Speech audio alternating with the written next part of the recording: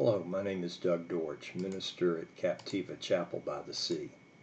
Thank you for joining me today as we consider a brief message of how our God is always near, a message that I hope will give you some encouragement for your day. From everything that I'm reading, one of the main challenges people are facing today is the challenge of loneliness.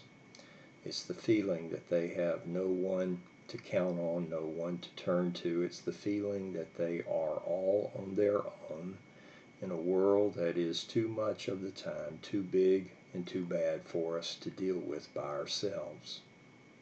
But according to one of the great texts in the Old Testament, Isaiah the 6th chapter, no matter where we are in life, even when we think that we are all by ourselves, God is always near.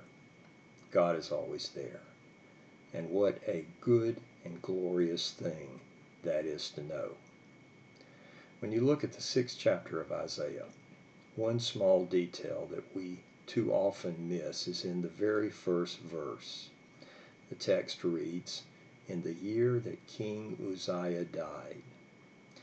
Now this little phrase gives us an important clue into Isaiah's state of mind when God came calling to commission him to be his prophet. Uzziah, the king who had just died, was by all accounts a good king. He had come to the throne of Judah at 16 years of age, and he had reigned as king over Judah for 52 years. And over the course of that period of time, Jerusalem had experienced great peace and prosperity and security because of how Uzziah had fortified the walls of the city. So when you think about the situation, what more could a people want than peace, prosperity, and security? That's something that I think each of us could stand a little bit more of, don't you?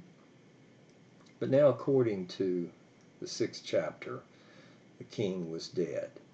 And as any student of world history can tell you, when a king dies, his nation, regardless of how things had been going, has suddenly become incredibly vulnerable.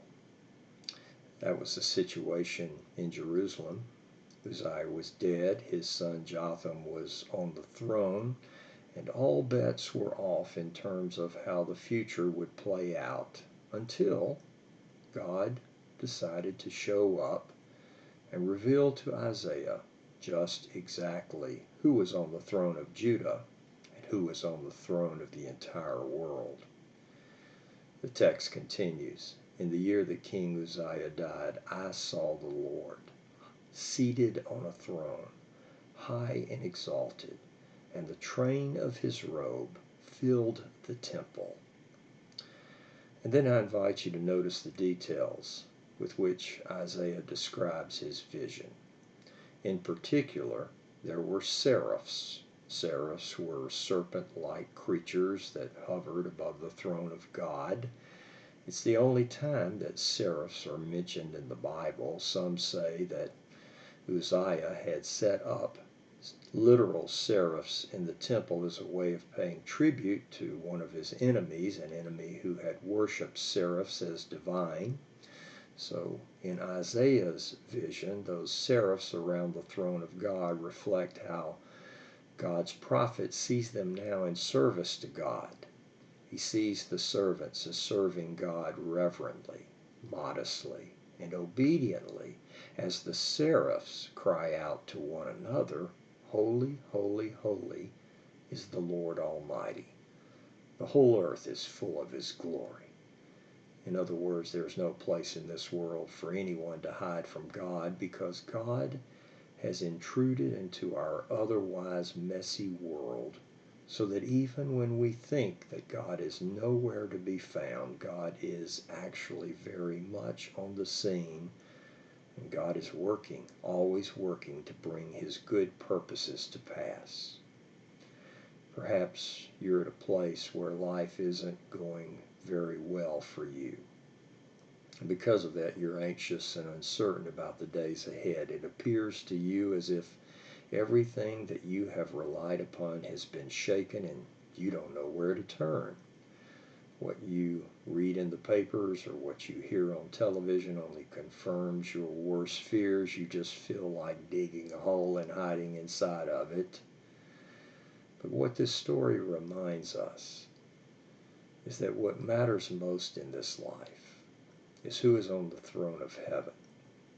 And because of the fact that God is on the throne of heaven, even though you may be facing vocational challenges or a mountain of debt or increasing hostility from those around you or exasperation over trying to put your life back together, and you feel all by yourself in the face of all of these challenges, what you need to catch is a glimpse of the sovereign God who sits on the throne of heaven, whose glory fills the entire earth, a God who is never indifferent to our heartaches and our headaches, a God who shows himself to us in the midst of all that is taking place and draws us into fellowship with him so that in the face of all of life's challenges, we may know God's peace, God's contentment, and God's joy.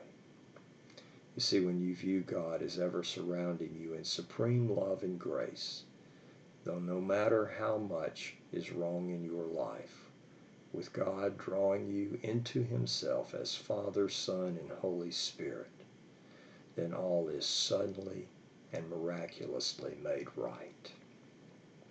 Thank you for listening today. I invite you to hold fast to this promise that God is always with you and that God is always for you.